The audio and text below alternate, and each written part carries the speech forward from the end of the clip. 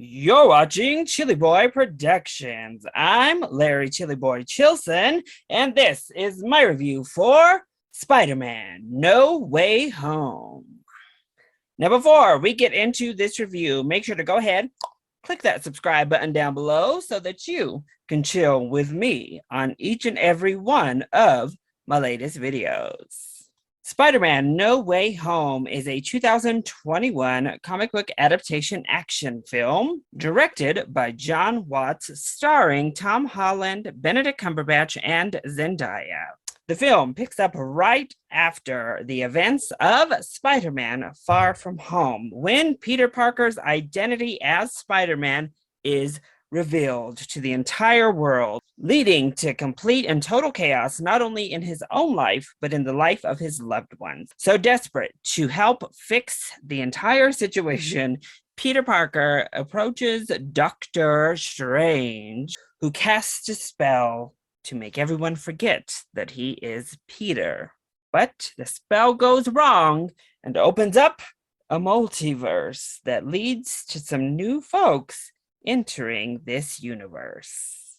So No Way Home is probably the worst kept secret ever. Yep, we've had leaks, we've had pictures, we've had rumors, all of the above. And I just have to say, I truly hate the scoop game, y'all. I hate it. I don't want to know every single detail about a film before it comes out. I just want to go in and get to experience things for the first time without having them ruined and spoiled. Pictures and leaks, theories ad nauseum before we even get trailers, before we get to watch the film. But that is a critique for a different day, I suppose. Just know I hate the scoop game in film. I think it is honestly ruining film reporting, truthfully. As for No Way Home itself, I was excited. Obviously, I had heard all the rumors. I had heard all of these speculations. Mostly, I had dipped and dodged pictures and obviously any footage that had come out. Since I was seeing this on opening day, I muted all words I could possibly think of. I muted everyone that I knew who was seeing it early, and went ahead and muted everyone I knew who retweets reactions or retweets Rotten Tomato scores or retweets anything. So basically, most of my Twitter timeline was just muted because I couldn't trust any of y'all. Y'all are a mess out there.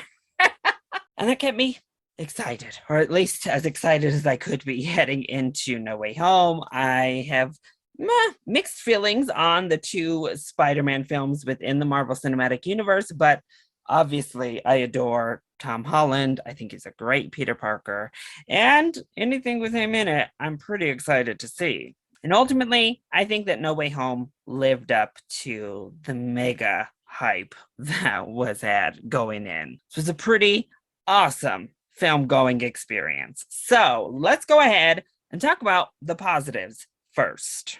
Well, since I am recording this review on opening day still, I'm not going to go into any sort of spoiler territory. However, I think that the story that was told here was really, really well executed. I was a bit worried in scope and in scale of what it was that we were going to be getting, if they would handle it, because, well, we've seen it twice now with Sony. We get to a third film in a trilogy, or even a second one when we look at that Amazing Spider-Man series, and Sony just demands everything be thrown in. We're throwing the kitchen sink at Spider-Man yet again. However, this time it was handled perfectly. It was handled beautifully. Yes, we saw it in the trailers. We have a lot of villains showing up once again in a Spider-Man film, and this time they work. And it works. And it honestly leads to one of the most emotionally touching Spider-Man films to date. Tom Holland's Peter Parker gets to go on a really sophisticated emotional journey that hits home and rings true. The characterization of this Peter Parker is beautifully handled in this film, and it leads to a really, really touching story that just works. When we get to that third act, all of the emotional beats hit really well. Speaking of, Tom Holland is fantastic. This is probably his best outing for me as Spider-Man / Peter Parker. I thought he nailed this role. He's a fantastic actor, and I think sometimes that gets overshadowed by this really innocent type of earnestness he brings to so many of his roles. But he's so freaking good, and he kills it in this film. Zendaya is also so good in this movie. I love her MJ already. I really like this iteration of the character, and she just continues to sell it. I resonate with her on an emotional level. Marissa Tomei gets some more time to shine in this film, and that really works. And when it comes to the myriad of villains that we see in the trailers, well, Jamie Foxx is eating this role up. You could tell he is having a fun time.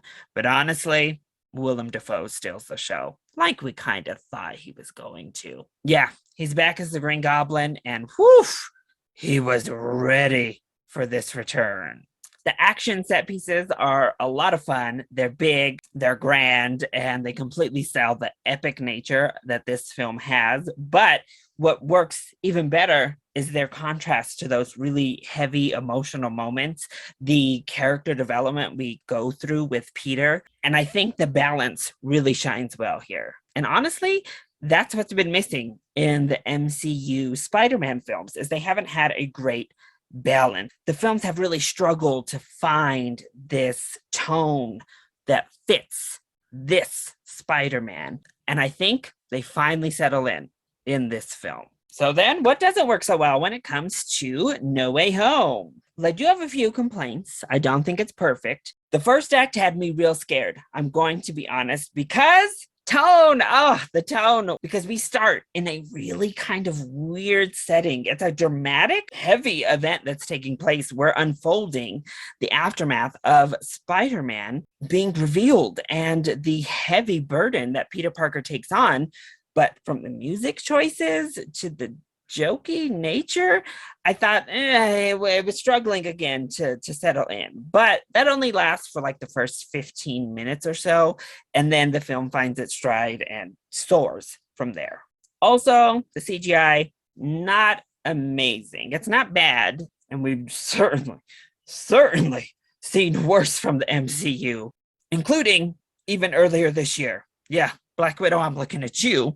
And Sony, the Venom series makes this look like artwork.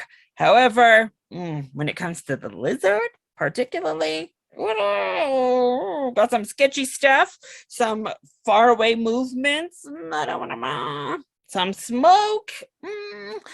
CGI is very hit or miss in the film. That's where I'll leave that. But overall, I think the film was fantastic. It made me feel, it moved me and resonated with me. By the end, I was completely just enthralled and emotionally invested in Peter's story and his journey. And honestly, when film moves me, I can overlook a whole lot. So I don't think No Way Home is perfect, but I think it is as good as you can get a mega story like this. And it's easily, far and away, the best Spider-Man film that's part of the MCU. If you can, stay away from the spoilers as much as possible, because there is a lot that happens in this film that you won't want spoiled for you. We do have, of course, 2 post-credit sequences, both of which have big implications moving forward. So make sure you stay all the way through those credits. So that was my review for No Way Home. I hope you enjoyed it. If you did, click that like button down below and subscribe to the channel so that you are always up to date on all of my latest videos. Also, join in on the discussion. What are your thoughts on Spider-Man No Way Home? Let me know either in the comment section down below, or you can hit me up on Twitter. I love you all so much for your continued support. Thank you for watching, and we'll see you next time. Bye.